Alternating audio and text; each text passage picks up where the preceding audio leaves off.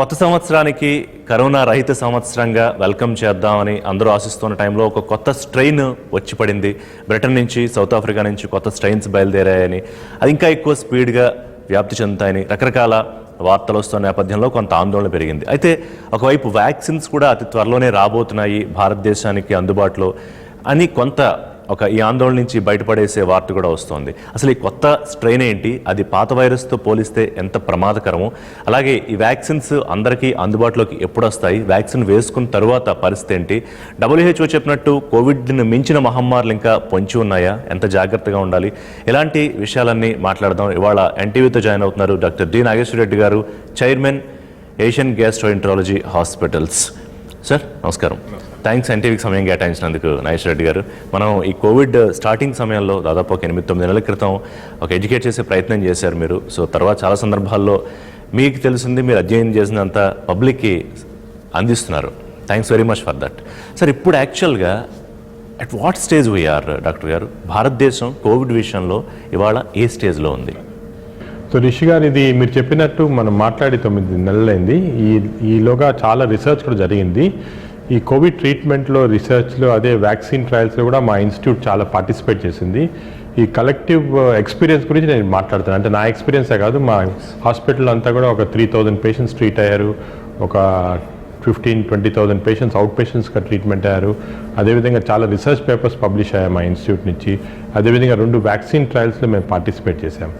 ఇవన్నీ కూడా చాలామంది స్టాఫ్ ఆర్ ఇన్వాల్వ్. సో వాళ్ళంతా కలెక్టివ్ విజ్డమ్ గురించి మేము ఏం చేస్తామంటే ఎవ్రీ మంత్ ఒకసారి మీటింగ్ పెట్టుకొని ఏమేమి జరుగుతుంది ఫీల్డ్లో, రీసెర్చ్ ఏముంది, దీన్ని ఎలా కరెక్ట్గా ట్రీట్మెంట్ చేయాలా, ప్రోటోకాల్స్ ఎలా ఉండాలి, అవన్నీ కూడా మేము స్టెబిలైజ్ చేస్తుంటాం అన్నమాట. ఇప్పుడు దీనివల్ల కొన్ని విషయాలు ఏం తెలిసిందంటే, ఫస్ట్ ఆఫ్ ఆల్ ఈ కరోనా కొత్త వైరస్ అని అందరూ భయపడుతున్నారు. ఫస్ట్ మెసేజ్ నేను ఇవ్వాల్సింది పబ్లిక్ ఏమంటే, భయపడొద్దండి. ఈ వైరస్ ఏమంటే, కరోనా వైరస్ అనేది RNA వైరస్. ఇది ఎప్పుడు మ్యూటేషన్ జరుగుతుంటుంది. అంటే అది ఒకే విధంగా ఉండదు, మల్టిప్లై అయినప్పుడల్లా మ్యూటేషన్ జరుగుతుంది. కొన్ని మ్యూటేషన్స్ వల్ల దానికి అడ్వాంటేజ్ వస్తాయి వైరస్కి. ఏం అడ్వాంటేజు అంటే ఇన్ఫెక్టివిటీ రేట్ అంటారు. అంటే ఒకరి నుంచి ఒకరికి వెళ్ళే ఇన్ఫెక్షన్ రేట్స్ ఇంక్రీజ్ అవుతాయి, ఆ అడ్వాంటేజ్ వస్తుంది. లేదంటే విరులెన్స్ అడ్వాంటేజ్. విరులెన్స్ అంటే ఒకరి నుంచి ఒకరికి వెళ్ళిన తర్వాత దాన్ని సీరియస్ డిజీజ్ కావటం, అది అడ్వాంటేజ్. ఈ 2 తీసుకుంటే మనకి ఈ కొత్త corona virus only infectivity advantage ఉంది, విరులెన్స్ కాదు. అంటే ఇది ఒకరి నుంచి ఇంకొకరికి ట్రాన్స్మిట్ అయిపోతాం అన్నమాట తొందరగా. ఇంతకుముందు ఒకరి నుంచి 2 ట్రాన్స్మిట్ అయితే, ఈ వైరస్ ఒకరి నుంచి 3 ట్రాన్స్మిట్ అవుతుంది. So increase infectivity. అదే కాకుండా ఈ వైరస్లో ఎక్కువ విరులెన్స్, అంటే ఇన్ఫెక్ట్ అయిన వాళ్ళని ఎక్కువ సీరియస్ డిజీజ్ రావటం అనేది లేదు. అదేవిధంగా ఇంకో ఇంపార్టెంట్ టాపిక్ ఏమంటే, ఈ వైరస్లో మ్యూటేషన్ మామూలుగా 23 మ్యూటేషన్స్ వచ్చాయి. దాంట్లో 8 మ్యూటేషన్స్ అనేది, అంటే 8 చోట్ల ఈ అమైనో యాసిడ్ చేంజ్ అయిపోయింది అన్నమాట. మోస్ట్ ఇంపార్టెంట్ 501 పొజిషన్లో. అంటే ఇప్పుడు మీరు స్పైక్ ప్రోటీన్ తీసుకుంటే 1284 అమైనో యాసిడ్స్ ఉంటాయి. దాంట్లో 8 అమైనో యాసిడ్స్ చేంజ్ అయ్యాయి. అంటే ఎక్కువ కాదు, ఓన్లీ 0.9% ఇది. సో ఒక 501లో చేంజ్ అయిన దానివల్ల బాడీలో ఈజీగా ఎంటర్ అవుతుంది వైరస్. ఎంటర్ అయినా కూడా ఇది మామూలుగా rest of the corona virus disease లాగా ఉంటుంది, వేరే విధంగా లేదు. బట్ మోస్ట్ ఇంపార్టెంట్ చెప్పాల్సింది ఏమంటే, ఇప్పుడున్న మనకి ఎక్స్పీరియన్స్ తోటి, లేకపోతే ఇప్పుడు చూసిన దీంతో ఈ వైరస్ మన ఇమ్యూనిటీని చేంజ్ చేయటం లేదు. అంటే మనకి వ్యాక్సిన్స్ వాడుతున్నాం కదా, వ్యాక్సిన్స్ ఈ వైరస్ పైన కూడా ఎఫెక్ట్ వస్తుంది. కానీ డాక్టర్ గారు, ఇప్పుడు స్పీడ్ ర్యాపిడ్గా, అంటే ఒక 70% ఎక్కువ స్పీడ్తో వ్యాప్తి చెందుతుంది అని ఏదైతే అంటున్నారో, ఆ మేర అంత శాతం ఇన్ఫెక్షన్ రేట్ పెరుగుతుందా, లేకపోతే మార్టాలిటీ రేట్ పెరుగుతుందా? అదే మీరు 70% అంటే కొంతమంది కన్ఫ్యూజ్ అవుతున్నారు ప్రజలు. 70% కాదు ఇది 76% ఇన్ఫెక్టివిటీ. అంటే మామూలు వైరస్ ఒకరిని ఇన్ఫెక్ట్ చేస్తే ఇది 1.7 ఇన్ఫెక్ట్ చేస్తుంది. అంటే ఒకరి బదులు 2 ఇన్ఫెక్ట్ చేస్తుంది అంతే. That's what. అంటే 70% ఎక్కువ మందికి ఇన్ఫెక్షన్ అనేది కాదు. ఇది ఒకరి బదులు 1.7% ఎక్కువ మందికి ఇన్ఫెక్ట్ చేస్తుంది. ఓకే డాక్టర్, ఇప్పుడు సెప్టెంబర్లోనే ఇది ఐడెంటిఫై అయింది అంటున్నారు ఈ స్ట్రెయిన్. అంటే దాదాపు 2.5 నెలలుగా బ్రిటన్ నుంచి ఒక 35,000 మంది సుమారుగా, మనకు ఎంతున్న లెక్క ప్రకారం ట్రావెల్ చేస్తూ ఉన్నారు. సో ఇస్ దట్ పాసిబుల్ అండి? ఎంతమంది వచ్చారో వాళ్ళందరినీ ఐడెంటిఫై చేయడం, వాళ్ళ కాంటాక్ట్స్ ట్రేస్ చేసి ఆ స్ట్రెయిన్ ఉందో లేదో కనిపెట్టడం అనేది? అంటే పాసిబిలిటీ. ఇప్పుడు ఈ స్ట్రెయిన్ ఎలాగంటే, మనకి అక్యూట్ ఇన్ఫెక్షన్ ఉన్నప్పుడే మేము వైరస్ని ఐసోలేట్ చేసి దాని జీనోమిక్ సీక్వెన్స్ చేస్తే కనుక్కుంటాం అన్నమాట. ఇప్పుడు ఆల్రెడీ వైరస్ వచ్చి పోయిన వాళ్ళ నుంచి కనుక్కోవటం కష్టం, చేయలేము. ఇప్పుడు వచ్చిన వాళ్ళకి వైరస్ చెక్ చేసి దాన్ని జీనోమిక్ స్ట్రెయిన్ చేయొచ్చు. ఇప్పుడు ఆల్రెడీ మన దగ్గర ఒక 25 to 30 కేసెస్ ఐడెంటిఫై చేశారు ఈ మధ్యన. ఇది ప్రాబ్లం అంటే, వైరస్ తీసుకొని కంప్లీట్ జీనోమిక్ అనాలిసిస్ చేయాలంటే ఎక్కువ ల్యాబ్స్ లేవు ఇండియాలో. ఒక 10-15 ల్యాబ్స్లో చేయొచ్చు అంతే. ఇప్పుడు ప్రస్తుతానికి ఎన్ఐవి పూనాలో చేస్తున్నారు, అదేవిధంగా ఢిల్లీలో ఐజీఎంఆర్లో చేస్తున్నారు, అక్కడ చేస్తున్నారు అన్నమాట.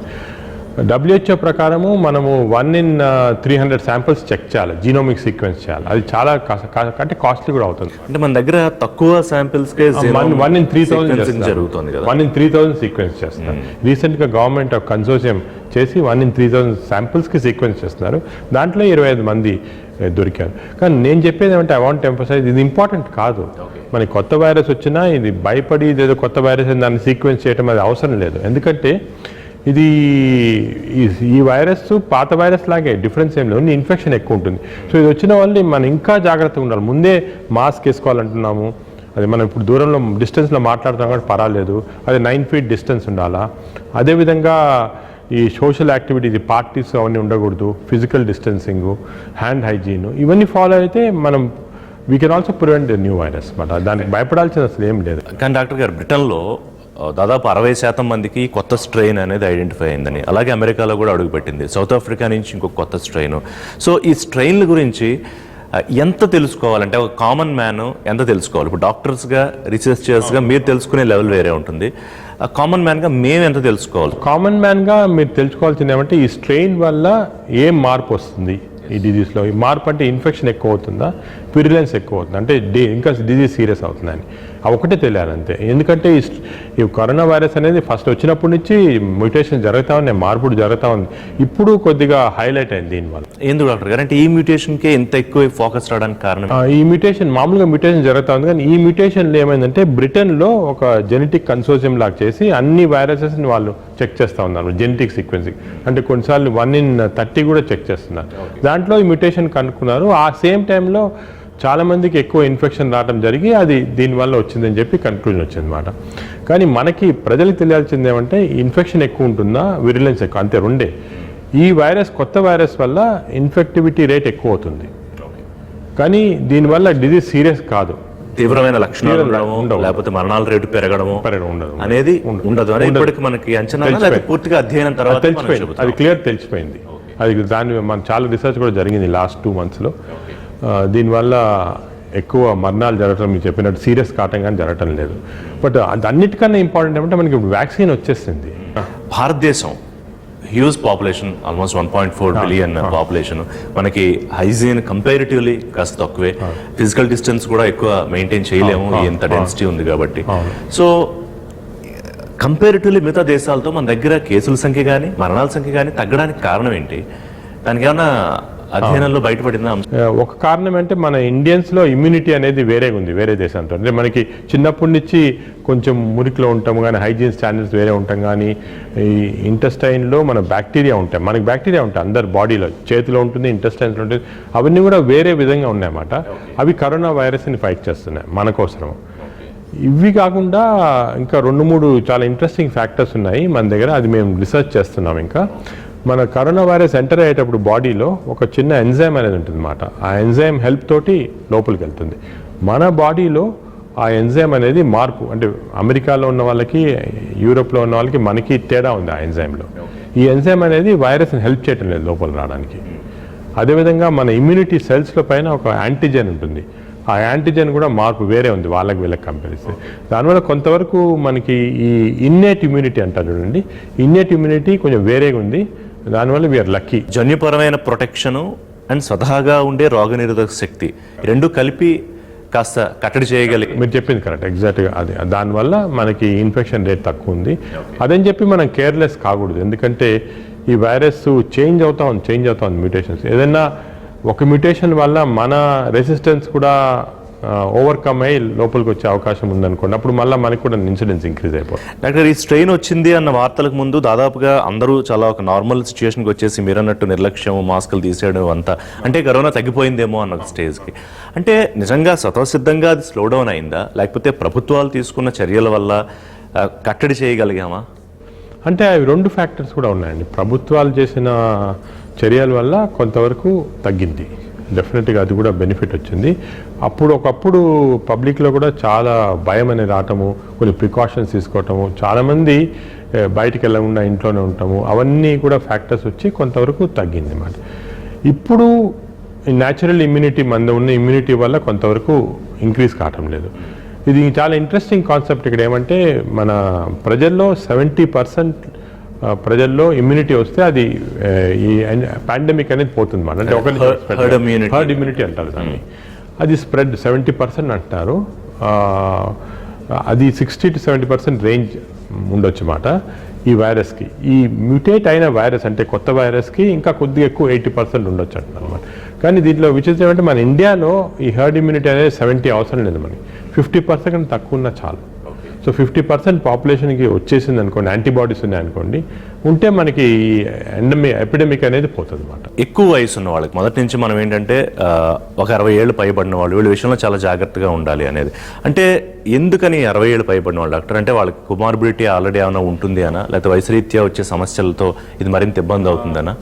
ఏజ్ అనేది ఫస్ట్లో చాలా ఇంపార్టెన్స్, ఇప్పుడు కొంచెం ఇంపార్టెన్స్ కూడా తగ్గింది ఏజ్కి. దానికి నేను కోమార్బిడిటీలు మెన్షన్ చేయలేదు. ఏజ్లో ఏమంటే 60 years అబవ్ ఉన్న వాళ్ళకి కోమార్బిడిటీస్ ఎక్కువ ఉంటాయి. వాళ్ళ ఇమ్యూన్ సిస్టమ్ వేరేగా బిహేవ్ చేస్తుంది, దానివల్ల రాదని.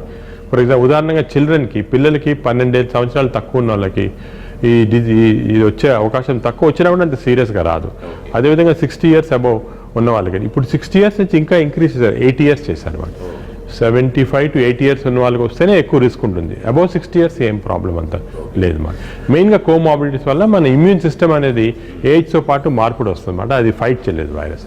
ఈ కొత్త స్ట్రెయిన్ ఇప్పుడు యూత్ అంటే ఇంతకుముందు పెద్ద మాకేం కాదులే అని కాస్త నిర్లక్ష్యంగా ఉండే వాళ్ళ విషయంలో జాగ్రత్తగా ఉండాలి. ఈ కొత్త స్ట్రెయిన్ వాళ్ళకి పిల్లల మీద కూడా ప్రభావం చూపిస్తుందా? ఈ కొత్త స్ట్రెయిన్ పిల్లల పైన ప్రభావం ఇంకా కనపడలేదు మనకి, అది తెలియదు ఇంకా దాని గురించి. కానీ ఈ యంగ్స్టర్స్కి రావచ్చు. అంటే ఇంక్రీస్డ్ ఇది ఇన్ఫెక్టివిటీ ఎక్కువ కాబట్టి ఎక్కువ మందిని స్ప్రెడ్ అవుతుంది. ఇక్కడ మనం ఈ న్యూ ఇయర్గా ఎస్పెషలీ పార్టీలు అవి చూస్తున్నాము, అది మంచిది కాదు. యంగ్స్టర్స్ పార్టీస్లో క్లోజ్ డోర్స్లో, అంటే ఇప్పుడు మనకి బయట ఇది కాకుండా క్లోజ్లో ఉంటే వాళ్ళకి స్ప్రెడ్ అయ్యే ఛాన్స్ ఎక్కువ ఉంది. సో దానివల్ల మెసేజ్ ఏమంటే జాగ్రత్తగా ఉండండి. ఈ ఇయర్ మాత్రం పార్టీస్ చేసుకోవద్దండి, మన నెక్స్ట్ ఇయర్ చేస్తూ ఉన్నారు. సార్ ఇప్పుడు వేవ్స్ గురించి మాట్లాడుతున్నాం. సో ఇప్పుడు వస్తున్న కేసెస్ని సెకండ్ వేవ్ అని చెప్పొచ్చా? సెకండ్ వేవ్ తర్వాత ఇంకా థర్డ్ వేవ్, ఫోర్త్ వేవ్ ఉంటాయని కూడా కొంతమంది అంటున్నారు. ఆ వేవ్స్ గురించి ఒకసారి. నార్మల్గా వేవ్స్ అంటే ఏమవుతుందంటే ఒక డిజీజ్ వచ్చి ఒక పీక్ వెళ్ళిపోతుంది అన్నమాట. అంటే ఫర్ ఎగ్జాంపుల్ ఒక స్టేజ్లో మనకి 1 lakh cases per day ఉండేది డైలీ. అది మళ్ళీ తగ్గిపోయింది, 30,000 cases 20,000 cases వచ్చింది, అరౌండ్ 20,000. సెకండ్ వేవ్ అంటే మళ్ళీ 1 lakh వెళ్ళటం అన్నమాట. లక్లీ మనకి సెకండ్ వేవ్ అంత రాలేదు.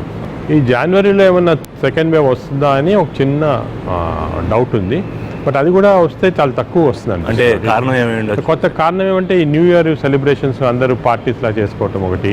రెండోది ఏమంటే కొత్త వైరస్ ఇన్ఫెక్షన్ ఎక్కువ రావచ్చు దీనివల్ల కూడా. కొంతవరకు పబ్లిక్ కూడా అందరికీ ఎగ్జాషన్ వచ్చేసింది.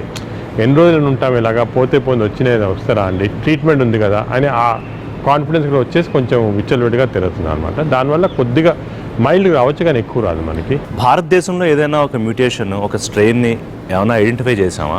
అలాగే ఇంకా ప్రమాదకరమైన మ్యూటేషన్స్ వచ్చే అవకాశం ఉంటుందా? భారతదేశంలో కూడా కనీసము 5,000 స్ట్రెయిన్స్, డిఫరెంట్ స్ట్రెయిన్స్ ఐడెంటిఫై చేశారు జీనోమిక్స్. అంటే ఈ వైరస్ ఎప్పుడైనా మ్యూటేట్ అయిపోతూ ఉంటుంది, చిన్న చిన్న మ్యూటేషన్స్. చాలా వరకు ఈ మ్యూటేషన్స్ స్పైక్ ప్రోటీన్లో వస్తేనే ఎఫెక్ట్ అవుతుంది, దానికి వేరే పార్ట్స్లో వస్తే ఎఫెక్ట్ కాదు. సో ఈ వైరస్లో థౌజండ్స్ ఆఫ్ ప్రోటీన్స్లో మ్యూటేషన్ జరుగుతూ ఉంటుంది, కానీ దాని మీనింగ్ ఏం లేదు. స్పైక్ ప్రోటీన్లో వస్తేనే. స్పైక్ ప్రోటీన్లో కూడా మన దాంట్లో ఫస్ట్లో వచ్చిన స్పైక్ ప్రోటీన్లో ఉన్న అమైనో యాసిడ్ సీక్వెన్స్ ఇప్పుడున్న కంప్లీట్గా డిఫరెంట్ అయిపోయింది. అన్ని మ్యూటేషన్స్ వచ్చాయి, చాలా వచ్చాయి. ఇండియాలో కూడా కొన్ని స్పెసిఫిక్ మ్యూటేషన్స్ వచ్చాయి. మన NIV పూనాలో రిపోర్ట్ చేశారు అది.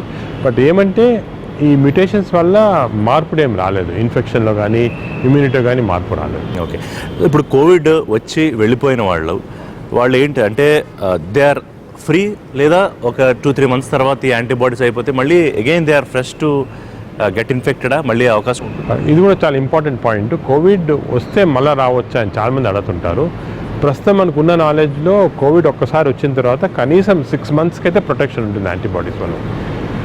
1 year కన్నా ఎక్కువ ఉంటుందా లేదా అని మనం కరెక్ట్గా తెలీదు. ఇప్పుడు వరకు అయితే నేను చూసింది, మా ఎక్స్పీరియన్స్లో 9 months దాకా ప్రొటెక్షన్ ఉంది, యాంటీబాడీస్ ఉన్నాయి.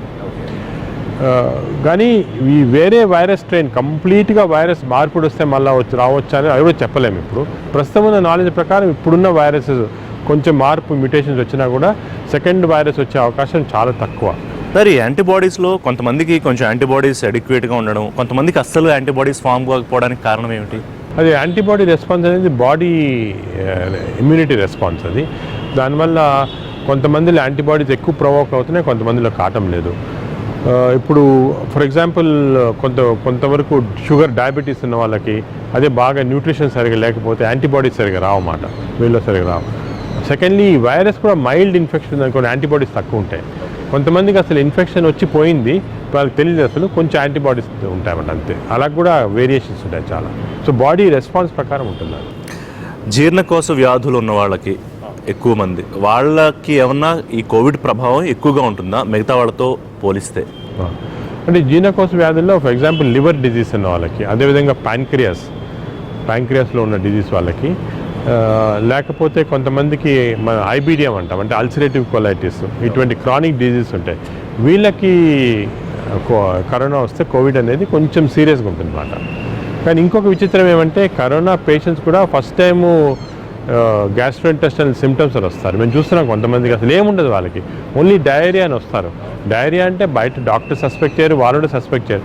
నాకు 10 రోజులుగా డయేరియా ఉంది డాక్టర్, టెస్ట్ చేస్తే కోవిడ్. సో కోవిడ్ వల్ల డయేరియా కూడా వస్తుంది. కానీ ఇది మొదట్లో ఈ సిమ్టమ్ మనం ఐడెంటిఫై చేయలేదు డాక్టర్, ఈ డయేరియా ఫస్ట్లో డయేరియా ఇంత వస్తుంది వీళ్ళని తెలియలేదు. ఇప్పుడు ఒక 2 monthsలో తెలిసింది అనమాట.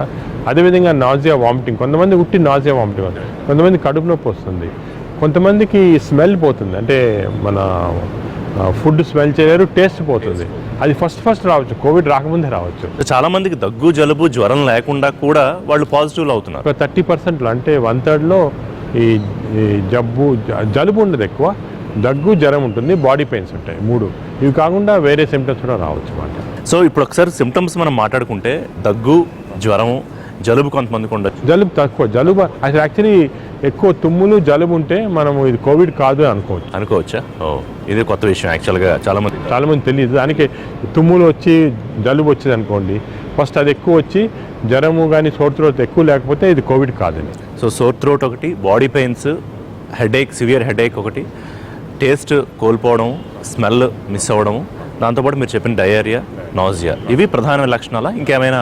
ఇవే ప్రధాన లక్షణాలు. ఇంకోటి ఈ మధ్యన ఈ కోవిడ్ వచ్చిన తర్వాత చూస్తున్నాము కొంతమంది అంటే ఎక్కువ young people, middle age young people 30 years 40 years సడన్గా హార్ట్ అటాక్ వస్తుంది.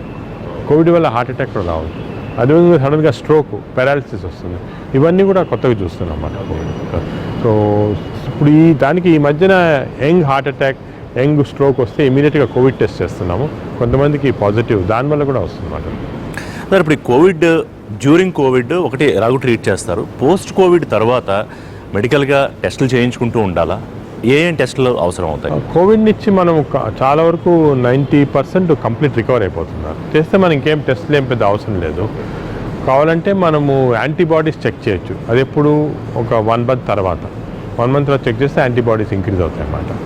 కానీ ఇంకొక కొత్త జబ్బు కనబడుతుంది కోవిడ్ తోటి, దీన్ని లాంగ్ కోవిడ్ అంటారు. లాంగ్ కోవిడ్ అంటే కొంతమంది కోవిడ్ బాగైపోయిన తర్వాత, కంప్లీట్గా రికవర్ అయిన తర్వాత కూడా కొన్ని కీళ్ళ నొప్పులు, ఆస్తమా లాంటి జబ్బు, జ్వరాలు, లో గ్రేడ్ ఫీవరు, ఇవన్నీ వస్తుంటాయి, ఫెటీగ్, ఇవన్నీ వస్తాయి. వీళ్ళకి ఎందుకు వస్తున్నాయని మేము రీసెర్చ్ చేసి చూస్తే వీళ్ళందరిలో కూడా కోవిడ్ వైరస్ వల్ల ఆటో యాంటీబాడీస్ అంటారు. అంటే మన బాడీకి నార్మల్గా ప్రొడ్యూస్ చేయని యాంటీబాడీస్ వస్తున్నాయి, auto antibodies. So auto immune disease అనేది మనకి లాంగ్ టర్మ్ వస్తుంది. ఇప్పుడు దానివల్ల నా ప్రకారం మోస్ట్ ఇంపార్టెంట్ నెక్స్ట్ మనం ఫోకస్ చేయాల్సింది లాంగ్ కోవిడ్. ఎందుకంటే చాలామంది రికవర్ అయిన వాళ్ళు తిరిగి వస్తున్నారు ఈ సిమ్టమ్స్ తోటి. లంగ్స్ చెడిపోతున్నాయి, కొంతమందికి లంగ్ ట్రాన్స్ప్లాంట్ అవసరం ఉంటుంది. అంటే కోవిడ్ తర్వాత కూడా చనిపోతున్న వాళ్ళు ఉన్నారు. లాంగ్ కోవిడ్ అంటారు దీన్ని. కొంతమందికి సెకండ్ కోవిడ్ వల్ల వచ్చే side effects, long term side effects వల్ల బాడీలో యాంటీబాడీస్ ప్రొడ్యూస్ చేసిన వాళ్ళు. అది ఎంత పర్సెంటేజ్ ఇప్పుడు డిటెక్ట్ చేయగలిగారు? ఇప్పుడు లాంగ్ కోవిడ్ అనేది ఒక 3 to 5% పీపుల్ వస్తుంది. అది చాలా ఇప్పుడు మనం చూసుకుంటే ఆల్మోస్ట్ 17 million పీపుల్ ఎఫెక్ట్ అయ్యారనుకోండి. 5%, 3%, 5% కూడా ఎక్కువే చాలా.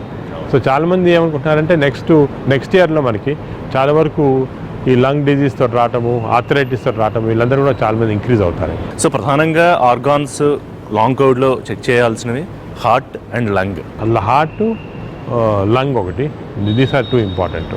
కొన్నిసార్లు కిడ్నీ కూడా ఎఫెక్ట్ కావచ్చు. అంటే హౌ బ్యాడ్ అండి, అంటే దీని పర్సంటేజ్ లేదా తీవ్రత ఎంత ఎక్కువగా ఉండే అవకాశం ఉంటుంది? కొంతమందిలో తీవ్రత చాలా లైఫ్ థ్రెటనింగ్గా రావచ్చు అన్నమాట. కొంతమందికి ఊపిరి అస్సలు రాకుండా, కంప్లీట్గా లంగ్స్ ట్రాన్స్ప్లాంట్ స్టేజ్కి వెళ్తుంటారు. చాలా వరకు ఇట్ కమ్స్ క్రానిక్ డిజీజ్, అంటే క్రానిక్ మనం రుమటాయిడ్ ఆర్థరైటిస్ అంటాం చూడండి, అలాగే రావచ్చు అన్నమాట. చాలామంది కీళ్ళ నొప్పులు వస్తుంటాయి. సార్ ఇప్పటివరకు కోవిడ్ బ్రెయిన్ మీద ఏమన్నా ఎఫెక్ట్ చూపించినట్టు ఏమైనా కేసెస్ వచ్చాయా, ఐడెంటిఫై అయ్యాయి? బ్రెయిన్ పైన ఎఫెక్ట్ ఉంటుంది కోవిడ్. ఎలాగంటే బ్రెయిన్లో సర్క్యులేషన్ ఉంటుంది, బ్లడ్ సప్లై. ఆ బ్లడ్ వెజల్స్లో కోవిడ్ వైరస్ వెళ్ళి దాన్ని థ్రాంబోసిస్ అంటే బ్లాకేజ్ ప్రొడ్యూస్ చేస్తాం అన్నమాట.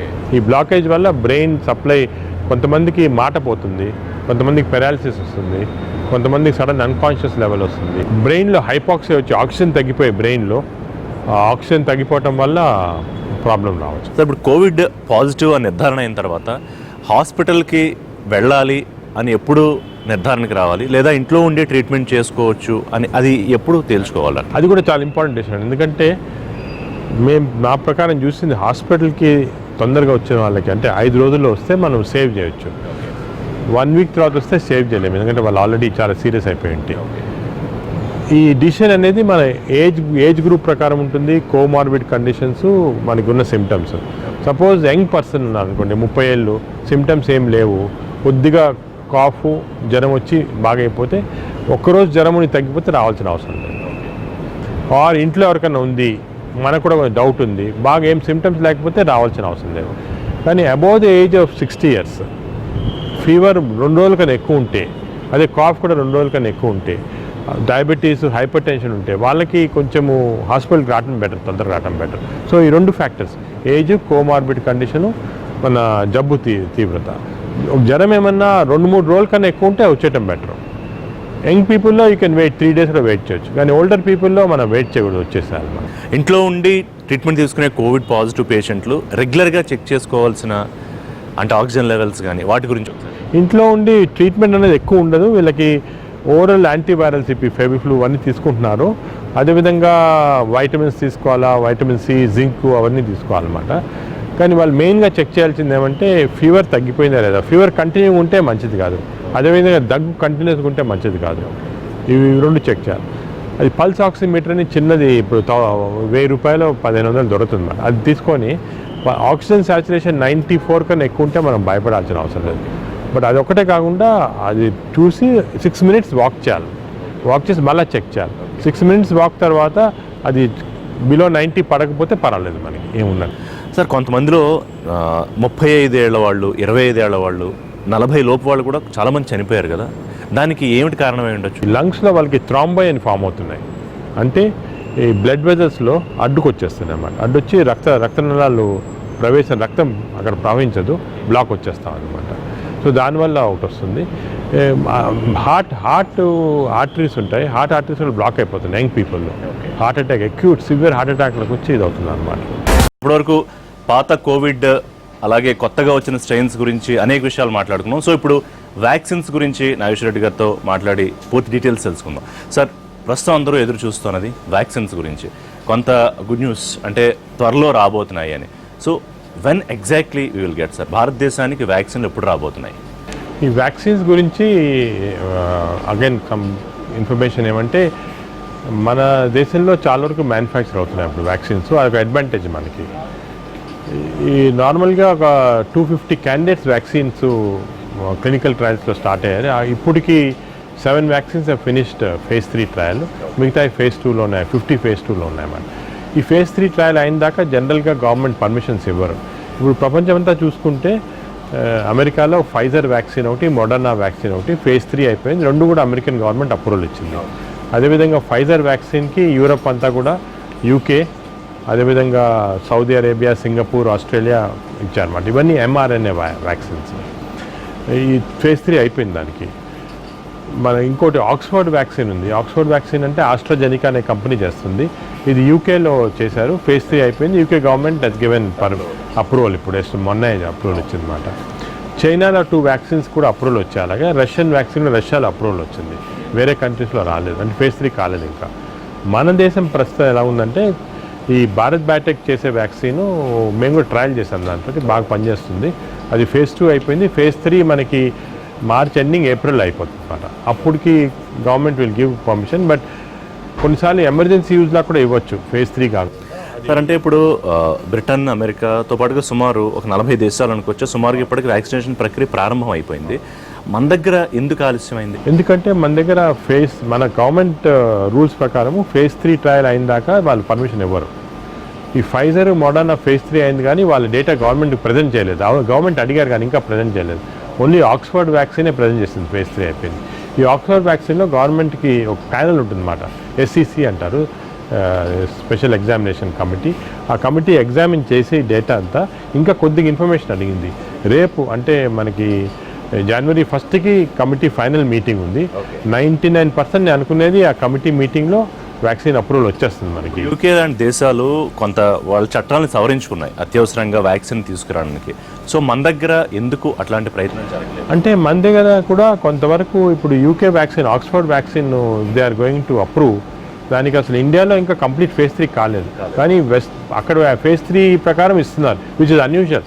నార్మల్గా మన డైరెక్టర్ జనరల్ ఆఫ్ DCGA అంటాము, DCGA వాళ్ళు they don't give permission unless ఇండియాలో ఫేజ్ 3 చేస్తారు. This is exception. So they are going out of the way, అది చేస్తున్నారు. ఫేజ్ 3 అయిన ఆక్స్ఫర్డ్కి ఇస్తే that will be one of the rare occasions where vaccine without Indian trial has been given అన్నమాట. So కొంతవరకు ఇంకోటి ఏమంటే మనకి ఆ వేరే కంట్రీస్ అంత అర్జెన్సీ లేదు. సో కొంతవరకు గవర్నమెంట్ చేసేది కూడా కరెక్ట్, ఎందుకంటే సేఫ్టీ మెజర్స్ ఇంపార్టెంట్. వ్యాక్సిన్ అనేది ఒక్క సైడ్ ఎఫెక్ట్ వస్తే కూడా పబ్లిక్ అందరు అగేన్స్ట్ అయిపోతారు వ్యాక్సిన్కి. సో దాని గురించి వాళ్ళు చాలా జాగ్రత్తగా అన్ని సేఫ్టీ మెజర్స్ ఉన్నాయా లేదా, సైడ్ ఎఫెక్ట్స్ ఏమున్నాయా వ్యాక్సిన్కి చూసుకొని they are going to give. నేను అనుకునేది ఇప్పుడు ఐసీఎంఆర్ డైరెక్టర్ జనరల్, అదే biotechnology research director, health secretary అందరూ కమిటీ ఫామ్ చేశారు. రేపు ఒక ఫైనల్ ఇంపార్టెంట్ మీటింగ్ జరుగుతుంది. 99%కి మనకి వ్యాక్సిన్ అప్రూవల్ అయిపోతుంది. కొంతవరకు ఈరోజు ప్రైమ్ మినిస్టర్ ఆఫీస్ నుంచి కూడా కొంచెం ఇండికేషన్ వచ్చింది అందరినీ ప్రిపేర్ కామని. ప్రధానమంత్రి ఇంకొక మాట చెప్పారు సార్, స్వదేశీ వ్యాక్సిన్నే అందరికీ ఇవ్వబోతున్నాము అని. సో దట్ భారత్లో ఇప్పుడు ఏవైతే ప్రయోగాత్మకంగా ఇవ్వడానికి సిద్ధంగా ఉన్నాయో అవి మాత్రమే మనం ఇస్తాం, బయట నుంచి ఏ వ్యాక్సిన్స్ మనం తెచ్చుకోబోవట్లేదు అని క్లియర్ ఇండికేషన్ ఇచ్చినట్టేనా? అంటే అది కొంతవరకు కరెక్ట్ ఉంది. దానికి ఎందుకంటే ఇప్పుడు ఈ ఫైజర్ కానీ మోడర్నా కానీ కాస్ట్ ఎక్కువ అండి. ఆ వ్యాక్సిన్ కాస్ట్ మనకి 2-3,000 రూపీస్ అవుతుంది ఒకటి. రెండోది స్టోరేజ్ టెంపరేచర్. ఈ ఫైజర్ అనుకోండి -70లో స్టోర్ చేయాలి. ఈ -70 అనేవి మెషిన్స్ చాలా తక్కువ ఉన్నాయి, అందరిది మెయింటైన్ చేయలేము. మోడర్నా -20లో మెయింటైన్ చేయాలి. ఇవన్నీ లాజిస్టిక్ డిఫరెన్స్, కాస్ట్ ఒకటి, లాజిస్టిక్ డిఫరెన్సెస్. సో దానివల్ల మన ఇండియాలో తయారు చేసే వ్యాక్సిన్స్ రెండు కూడా ఆక్స్ఫర్డ్ వ్యాక్సిన్ అక్కడ రీసెర్చ్ అయినా కూడా ఇండియాలో మన పూనాలో తయారవుతుంది. అదేవిధంగా భారత్ బయోటెక్ ఇక్కడే తయారవుతుంది. సీరం ఇన్స్టిట్యూట్ అండ్ ఆక్స్ఫర్డ్ సంయుక్తంగా చేశారు. సీరం ఇన్స్టిట్యూట్ ఆక్స్ఫర్డ్ అగ్రిమెంట్ వచ్చి వ్యాక్సిన్ మన పూనా సీరం ఇన్స్టిట్యూట్లో తయారవుతా ఉంది మనకి. అదే భారత్ బయోటెక్ లోకల్గా మన హైదరాబాద్ తయారు. ఇవన్నీ కూడా 2 to 8 అంటే మామూలు ఫ్రిడ్జ్ టెంపరేచర్లో పెట్టచ్చు. కాస్ట్ కూడా government is anticipating between 100 to 200 rupees కాస్ట్లో జరిగితే అక్కడ 2,000 ఎక్కడ 100 రూపీస్ ఎక్కువ. దానివల్ల ఆయన చెప్పినట్టు కరెక్టే. ఓన్లీ థింగ్ దాని మ్యానుఫ్యాక్చరింగ్ ఇంక్రీజ్ చేయాలి. ఇంకోటి ఏమంటే మనకి 2 other manufacturing companies are coming. Biological Evans అని హైదరాబాద్లో ఉంది, అది కూడా పెప్టైడ్ వ్యాక్సిన్ అని చేస్తుంది అనమాట. అది చాలా సింపుల్ వ్యాక్సిన్, అది జాన్సన్ తోటి కొలాబరేట్ చేసి వాళ్ళు చేస్తున్నారు. మన డిబేట్ ఎన్టీవీ డిబేట్లో కూడా జనవరి 3rd వీక్ నుంచో ఫిబ్రవరి 1st వీక్ నుంచో వ్యాక్సిన్ డిస్ట్రిబ్యూషన్ స్టార్ట్ అవుతుంది అని. లేదు, నేను అనుకునేది ఇంకా తొందరగా ఇంకా ముందే అయిపోతుంది. జనవరి నేను అనుకునేది 1st week ending or beginning of 2nd వీక్లోనే స్టార్ట్ అయిపోతుంది డిస్ట్రిబ్యూషన్. ఎందుకంటే అంత రెడీగా ఉంది వ్యాక్సిన్. ఇప్పుడు 50 మిలియన్ డోసెస్ రెడీ ఉన్నాయి పూనాలో. గవర్నమెంట్ ఒక ఎస్ అనే వర్డ్ ఇస్తే ఇమీడియట్గా డైరెక్ట్గా స్టేట్స్కి పంపించేస్తారు. అంటే సెంట్రల్ గవర్నమెంట్కి వెళ్ళి వచ్చేది కాదు, స్టేట్. ఓన్లీ థింగ్ ఇది ఇప్పుడు అది ఎలాగా అంటే కంప్లీట్గా గవర్నమెంట్ డిస్ట్రిబ్యూట్ చేస్తుందా, కొంతవరకు ప్రైవేట్ కూడా వెళ్ళిపోతుందా, ఎలాగా అనేది కొంచెం మీ ఉద్దేశం. అంటే కొంత ఇప్పుడు గవర్నమెంట్ కూడా ఇన్వాల్వ్ చేస్తే స్పీడప్ అవుతుంది. ఇప్పుడు గవర్నమెంట్ నార్మల్గా they are first 1 crore vaccine health workers అందరికి ఇవ్వాలనుకుంటున్నారు. ఇంకొక 2 crores పారామెడికల్స్, దాని తర్వాత ఎమర్జెన్సీ వర్కర్స్ ఇవ్వాలనుకుంటున్నారు, అంటే 3 crores. దాని తర్వాత ఈ ఫ్రంట్ లైన్ వర్కర్స్ అయిన తర్వాత అబౌవ్ 60 years ఏజ్ ఉన్న వాళ్ళు. వాళ్ళకి ప్రైస్ విషయంలో డిస్ప్యూట్ ఏమైనా వచ్చే అవకాశం లేదా ఒకవేళ ప్రైవేట్ బట్ గవర్నమెంట్ వ్యాక్సిన్ ఇచ్చారనుకోండి, ఫ్రీగా ఇస్తారు అది. So government has to buy this vaccine. నేను అనుకునేది 70% పీపుల్కి ఫ్రీ వ్యాక్సిన్ అవసరం, కొనలేరు వాళ్ళు ఇచ్చేదని. కానీ ఒక 30% కెన్ అఫోర్డ్. ఇప్పుడు 250 రూపీస్ ఉన్నా కూడా 1000 రూపీస్ అఫోర్డ్ చేయగలుగుతారు vaccine. So middle class people can buy the vaccine and take it. So దానివల్ల గవర్నమెంట్ కూడా అడ్వాంటేజ్ ఏమంటే ఫైనాన్షియల్గా అంత స్ట్రెయిన్ ఉండదు. Organisation of this whole thing అంత తగ్గిపోతుంది. 30% వాళ్ళ పాటు వాళ్ళు చూసుకుంటారు అన్నమాట. సో ఒక మంచి సిస్టమ్ ఇవాల్వ్ చేయాలా which can combine private and public. అంటే ఈ మొత్తం ప్రక్రియ పూర్తయ్యేటప్పటికి సుమారుగా ఒక అక్టోబర్ నవంబర్ నాటికి ఒక నార్మల్ పరిస్థితి వస్తుంది అని ఆశాభావం వ్యక్తం పెట్టుకోవచ్చా మనం అలాగ అనుకోవచ్చు. నాకు అనిపిస్తుంది నవంబర్ నెక్స్ట్ ఇయర్ నవంబర్కి చాలా వరకు నార్మల్గా వచ్చేస్తుంది. కానీ ఈ పీరియడ్లో మనం జాగ్రత్తగా ఉండాలి. వ్యాక్సిన్ వచ్చినా కూడా ఈ జాగ్రత్తలు అన్ని ఫిజికల్ డిస్టెన్సింగ్, మాస్కింగ్ దాంతో. అంటే సార్ వ్యాక్సిన్ తీసుకుంటే అదేమీ కవచంలా కాదా? అది కోవిడ్ నుంచి మనం సర్వశక్తివంతులో మనకి ఏమి ఇబ్బంది లేదు అనుకోవడానికి లేదా? 90% వ్యాక్సిన్ వల్ల మనం ప్రివెంట్ అవుతుంది. అంటే వ్యాక్సిన్ వల్ల డిజీజ్ ప్రివెన్షనే కాదు, ఇంకోటి ఏమంటే వ్యాక్సిన్ వల్ల మనకి జబ్బు వచ్చినా కూడా చాలా లో గ్రేడ్లో వస్తుంది. సో వ్యాక్సిన్ వల్ల జబ్బు చాలా వరకు రాదు, వచ్చినా కూడా చాలా తక్కువ వస్తుంది. ఆ తక్కువ వచ్చిన వాళ్ళు నుంచి వేరే వాళ్ళకి రావడం చాలా తక్కువ ఛాన్సెస్. సో ఈ 3 థింగ్స్ మన వ్యాక్సిన్ వల్ల. సో దానివల్ల స్ప్రెడ్ తగ్గిపోతుంది. సార్ భారత్లో తయారైన ఈ వ్యాక్సిన్లు ఏవైతే 2 ఉన్నాయో వాటికి పూర్తిగా క్లినికల్ ట్రయల్స్ అన్ని ఆల్ ఫేజెస్ పూర్తయిపోయి ఏ సైడ్ ఎఫెక్ట్స్ లేవనే నిర్ధారణకి జరిగిందా? కాదు, ఇంకా ఫేజ్ 3 ట్రయల్స్ అన్నీ జరగలేదు. మనం భారత్ బయోటెక్ కానీ లేకపోతే బయోలాజికల్ ఇవాన్స్ కానీ జైడస్ కానీ ఇప్పుడే ఫేజ్ 3కి వెళ్ళాయి. సో ఇవన్నీ ఫేజ్ 3 ట్రయల్స్ మనకి ఫేజ్ 1లో ఫేజ్ 2లో ఏం ప్రాబ్లం రాలేదు, రియాక్షన్స్ ఏం రాలేదు. మేము కూడా ట్రయల్స్ చేసాము. ఫేజ్ 3 ట్రయల్స్ అంటే 30,000 మంది పైన చేయాలి. ఈ 30,000 మంది రిక్రూట్మెంట్ ఇప్పుడే జరుగుతూ ఉంది. నేను అనుకునేది మనకి ఏప్రిల్ కల్లా డేటా వస్తుంది. కానీ మనం జనవరి నుంచి డిస్ట్రిబ్యూషన్ ఆక్స్ఫర్డ్ వ్యాక్సిన్ ఫేజ్ 3 అయిపోయింది కదా, అది డిస్ట్రిబ్యూట్ చేస్తారు ఫస్ట్. దాని నుంచి సైడ్ ఎఫెక్ట్స్ అసలు ఏం రాలేదు ఇంతవరకు. ఏదో అకేషనల్గా ఫీవర్స్ రావటం కానీ నొప్పులు రావటం ఇటువంటి.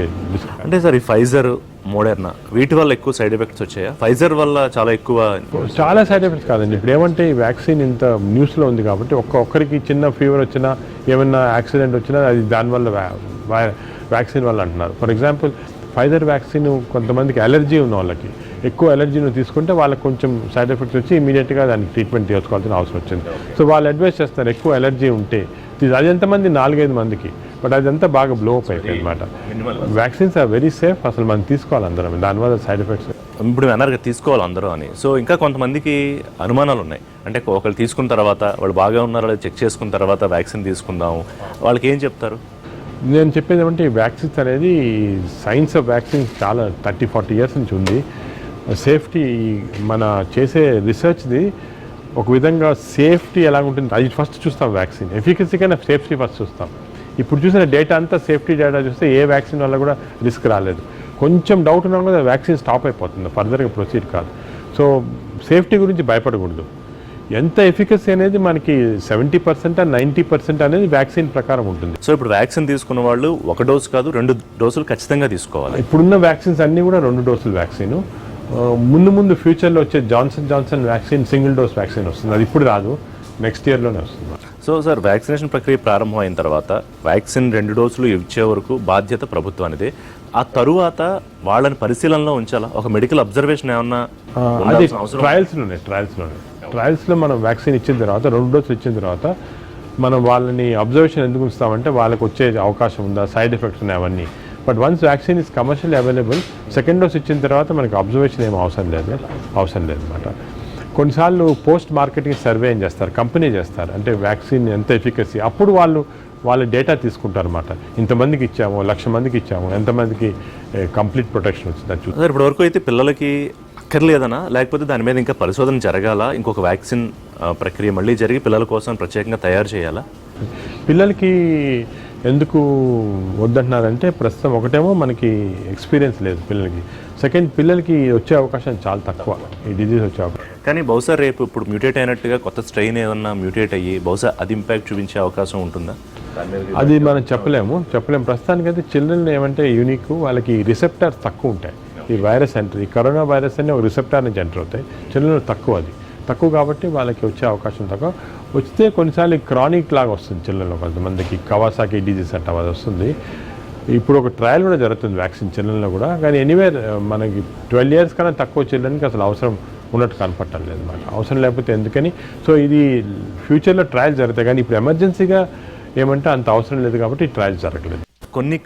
కొంతమంది కంపెనీల అధినేతలు, I don't want to name, ఇంత త్వరగా వ్యాక్సిన్ రావడం అనేది కరెక్ట్ కాదు, ఇంకా చాలా టైం తీసుకోవాలి, ఇంకా చాలా పరిశోధన జరగాలి అని వాదిస్తున్నారు కదా, అది ఎంతవరకు కన్సిడర్ చేయాలి? ఎందుకంటున్నారంటే ఇప్పుడు మామూలుగా వ్యాక్సిన్ రావాలంటే మినిమం 5 years, ఇంతకుముందు వ్యాక్సిన్స్ 15 years కూడా పట్టాయి రావడానికి. కానీ వ్యాక్సిన్ ఇంకా ట్రై చేస్తే రిసర్చ్ హెచ్ఐవికి అనుకోండి వ్యాక్సిన్ లేదు. కానీ ఇప్పుడు ఇది వేరే అన్ప్రెసిడెంటెడ్ అంటాం చూడండి, అన్ప్రెసిడెంటెడ్ టైమ్స్లో చాలా అన్ప్రెసిడెంట్ థింగ్స్ జరిగాయి. ఒకటి సైన్స్ చాలా ఇంప్రూవ్మెంట్. ఎంఆర్ఎన్ అనేది ఫస్ట్ టైం వ్యాక్సిన్ రావటం, ఇంతకుముందు ఆ సైన్సే లేదు, ఇప్పుడు ఆ సైన్స్ డిస్కవరీ వచ్చింది. సో న్యాచురలీ ఫాస్ట్ అయిపోయింది. రెండోది ఏమంటే గవర్నమెంట్ పర్మిషన్స్. ఇంతకుముందు గవర్నమెంట్ పర్మిషన్స్ ఈజీగా ఇచ్చేవాళ్ళు కాదు. చాలా అసలు వ్యాక్సిన్ పర్మిషన్ కావాలంటే 2-3 సంవత్సరాలు పర్మిషన్ పట్టేది. ఇప్పుడు గవర్నమెంటే ఫోన్ చేసి అడుగుతుంది అందరినీ, వ్యాక్సిన్ చేస్తా అలాగ వచ్చేస్తుంది. ఈ థర్డ్ థింగ్ అంటే ఈ డిజీజ్ ఎంత వైడ్గా ఉంది. వ్యాక్సిన్ మనం ట్రయల్ చేయాలంటే వ్యాక్సిన్ ఇస్తాము, ఇచ్చి కొంతమందికి ప్లాసిబో ఇస్తాం, అంటే మామూలు ఇస్తాం. మనం ఎవరికి జబ్బు వస్తుందని చూస్తాం. అప్పుడేమంటే జబ్బు చాలా ఎక్కువ ఉందనుకోండి ఎన్విరాన్మెంట్లో, అప్పుడు ఇది చేయడానికి ఈజీ. ఇప్పుడు 30,000 మందితో చేసే వచ్చేది. ఒకవేళ జబ్బు చాలా తక్కువ ఉందనుకోండి, ఎక్కడెక్కడో కొంతమందికి ఉంటే మనం 1,00,000 మంది పైన చేయాలని, అది కష్టం కదా, దట్ టేక్స్ ఇయర్స్. సో ఇవన్నీ ఫ్యాక్టర్స్ టుగెదర్ వచ్చి ఈ 1 yearలో మనకి వ్యాక్సిన్ తయారైంది. కానీ సేఫ్టీ అనేది చాలా ఇంపార్టెంట్. సేఫ్టీ అనేది చాలా చెక్ చేస్తారు. ఈ వ్యాక్సిన్స్ అన్ని కూడా సేఫ్టీ పైన కాన్సెప్ట్. సో దాంట్లో రెండో ఆలోచన అక్కర్లేదు, సమర్థత మీద డౌటే లేదు అసలు. అన్ని కూడా సేఫే. ఎఫికసీ అనేది కొంచెం వేరియేషన్ ఉంటుంది డిఫరెంట్ వ్యాక్సిన్స్ ప్రకారం, అది మనకి పర్వాలేదు. Safety most important. So vaccine అందరూ తీసుకోవచ్చు, దానివల్ల సైడ్ ఎఫెక్ట్స్ ఏమీ రావు. అన్నీ చెక్ చేసిన తర్వాత దాని సేఫ్టీ 100% చెక్ చేసిన తర్వాతే అవి మార్కెట్లోకి డిస్ట్రిబ్యూట్ అవుతాయి. సో దాంట్లో ఇంక డౌట్స్ ఏం పెట్టుకోవాలి అవసరం లేదు. సార్ ఇంకొకటి, ఈ కోవిడ్ పుట్టుకకి సంబంధించి ఇంకా నడుస్తూనే ఉంది ఒక వాదం. వాట్ యూ కెన్ సే, అంటే అది ల్యాబ్లో పుట్టిందా, న్యాచురల్గా వచ్చిందా, వుహాన్లో మార్కెట్ నుంచి వచ్చిందా, లేకపోతే ఇంకో చోట వచ్చిందా అనే దానికి సంబంధించి ఏమన్నా ఒక స్టడీ? అంటే స్టడీస్ ఉన్నాయి కానీ చాలా కష్టం చెప్పడానికి. ఎందుకంటే ఇప్పుడు ఈ వుహాన్లో చాలా పెద్ద ల్యాబ్, వైరాలజీ ల్యాబ్ ఉంది. వుహాన్ నాకు తెలుసు, అంటే చాలా మా గ్యాస్ట్రెంటాలజీలో చాలా ఫేమస్ సెంటర్ ఉంది. మా డాక్టర్స్ మేము డిస్కస్ చేసుకుంటుంటాము. ఇన్ఫ్యాక్ట్ ఈ వైరస్ రాకముందే suppose to go to Wuhan ఒక స్పీచ్ ఇవ్వడానికి. చాలా పెద్ద వైరాలజీ ల్యాబ్ ఉంది అక్కడ. ఈ వైరాలజీ ల్యాబ్లో వైరాలజీ రీసెర్చ్ చాలా జరుగుతుంది.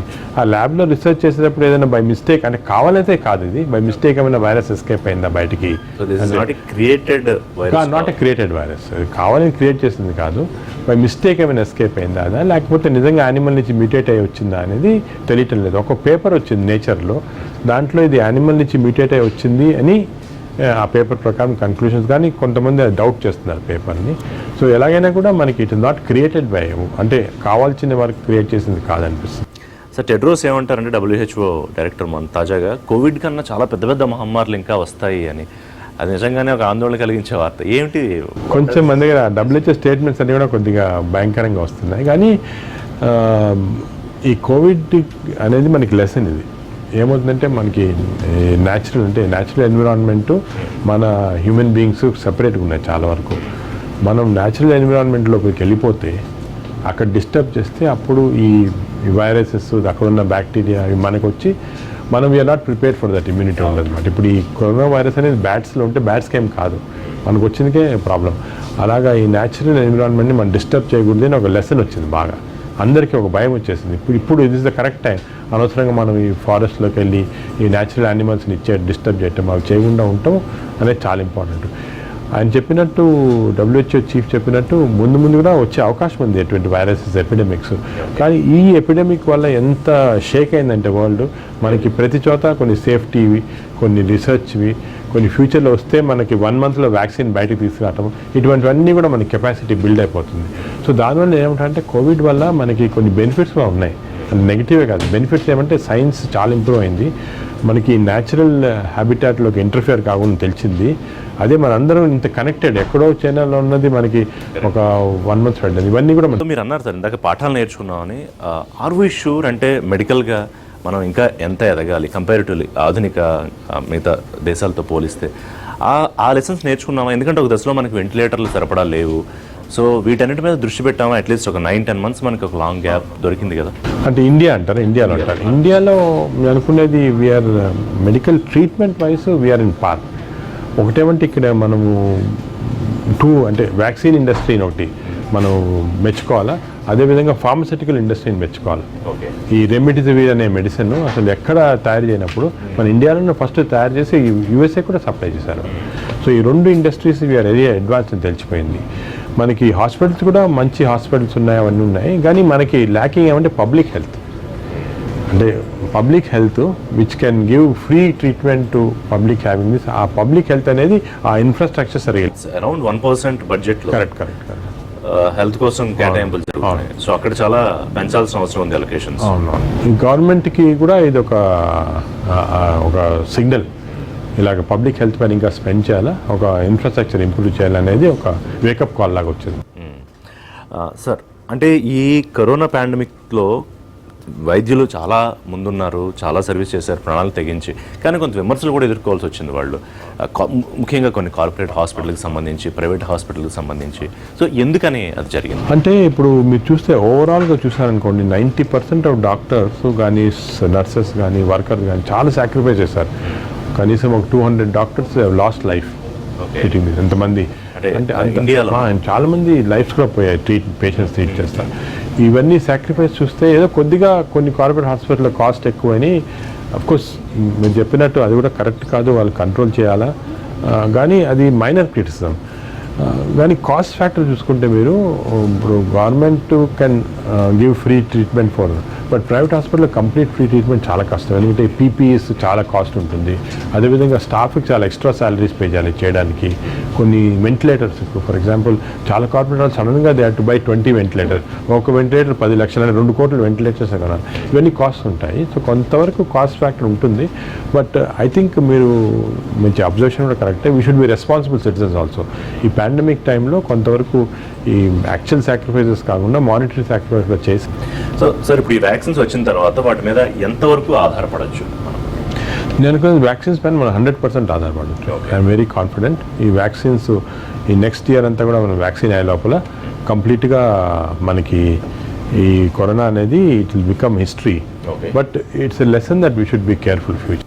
కోవిడ్ వచ్చి వెళ్ళిపోయిన వాళ్ళు ఏ జాగ్రత్తలు తీసుకోవాలి?